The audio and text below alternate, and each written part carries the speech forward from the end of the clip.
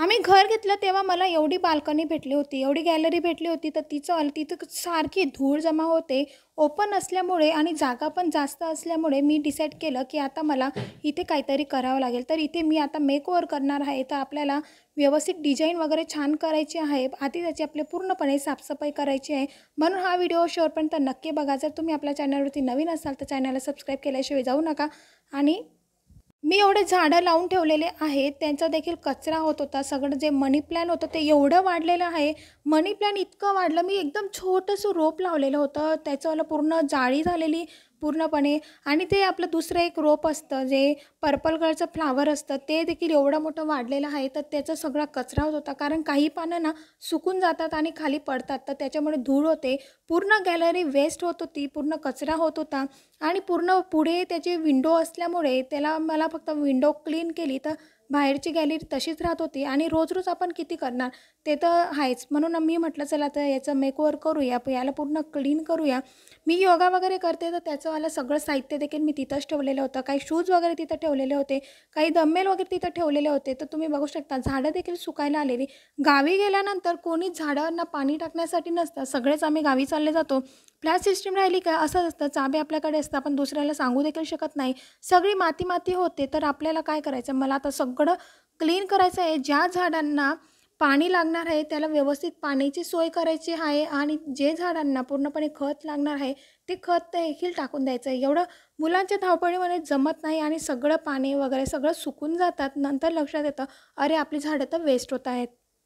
खूप कन्फ्यूज होते आणि खूप थकायला होतं, कारण हे सारखं पाणी टाकून ते पानं वगैरे सगळे होतात.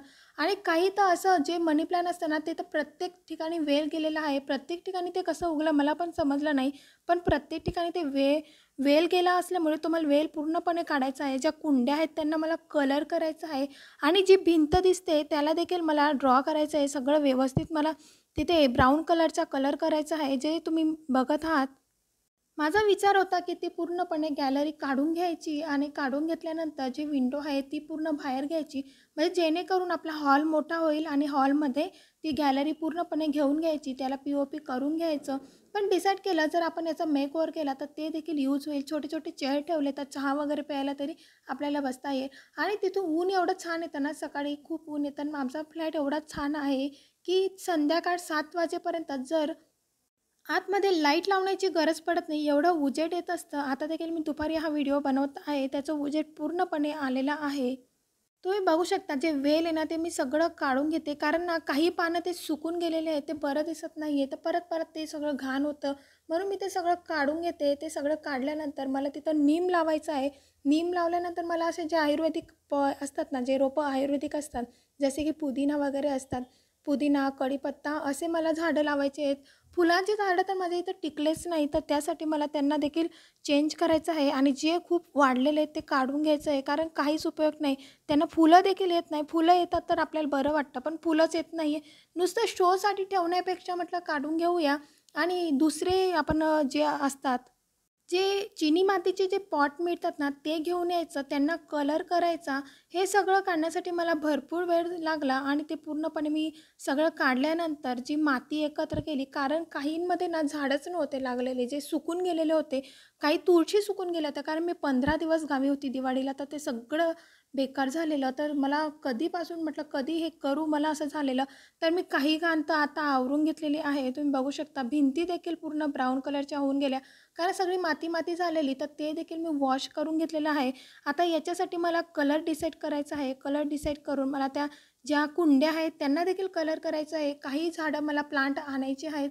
असे बऱ्याच गोष्टी मला आता याच्यासाठी करायच्या आहेत. तर मी आधी पूर्णपणे वॉश करून घेतला, माती वगैरे काढून घेतली.